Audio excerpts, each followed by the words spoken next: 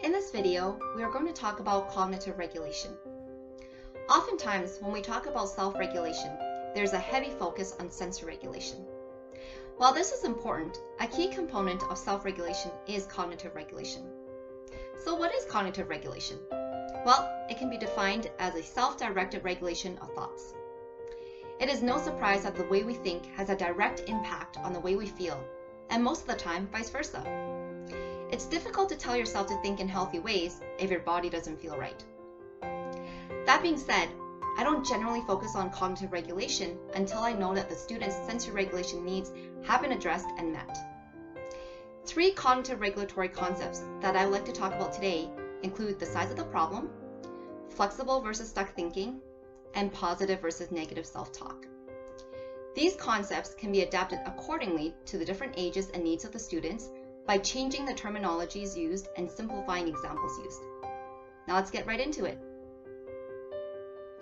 The first concept we'll talk about is the size of the problem. Many students I work with that struggle with managing their emotions struggle with reacting to small problems in a big way. There are many visuals that you can pull from the internet, but here's an example.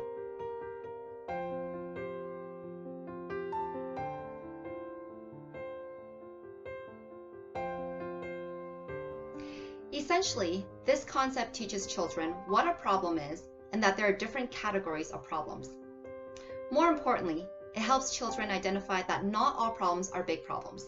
In fact, most problems are probably small problems.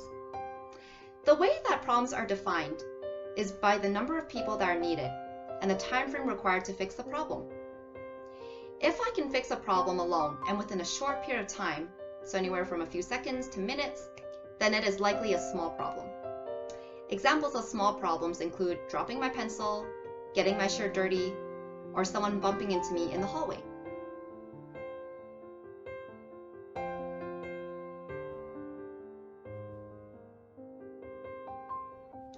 Medium problems may require seeking others, such as parents or teachers, to help fix the problem.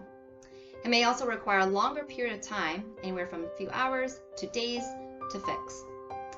Problems can include a broken tablet or hurting my arm after slipping on ice.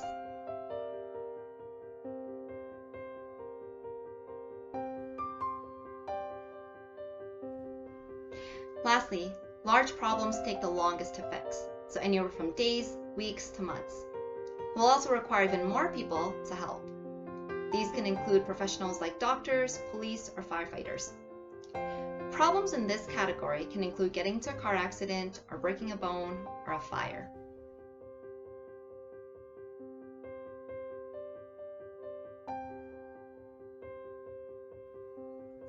Once the concept of the size of the problem is understood, we then help the student understand about the different sizes of reaction, what they can look like, and how the reaction should match the size of the problem. The goal here is never to discredit the student's feelings, but to help him or her identify the size of the problem and what people would expect as the size of the reaction. For example, if the student thinks that breaking a pencil is a big problem, we do not disagree with this, but instead, we help him or her understand that most people would probably see it as a small problem and walk him or her through a reaction that is expected.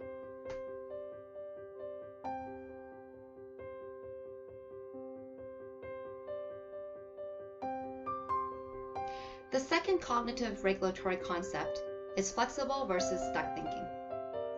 Other terms to describe this concept include helpful thoughts versus sticky thoughts.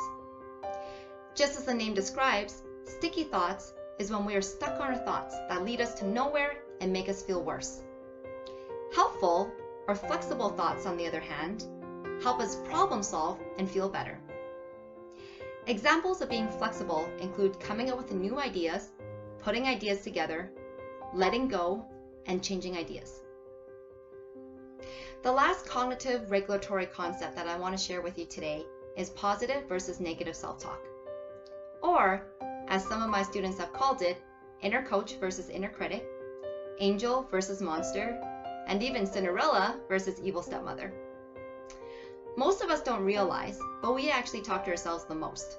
And how we talk to ourselves directly impact the way we feel and how we relate with others. In this concept, we first help the students become aware of what they say and how they talk to themselves. In essence, the inner coach helps us use positive self-talk to give us courage and strength and to help us get through stressful situations. In contrast, the inner critic uses negative self-talk that gets us nowhere by putting defeating thoughts in our heads. One activity I like to do is to have students write down what their inner coach and inner critic may say and when they tend to talk the most. Then, I coach the students in talking about how the inner coach can defeat the inner critic through intentionally changing these thought patterns. For example, every time the inner critic says, "This is too hard," the inner coach can say, "But I will try my best." The regulatory concepts discussed today are applicable to literally everyone. However, intentional practice through hopefully daily opportunities is required.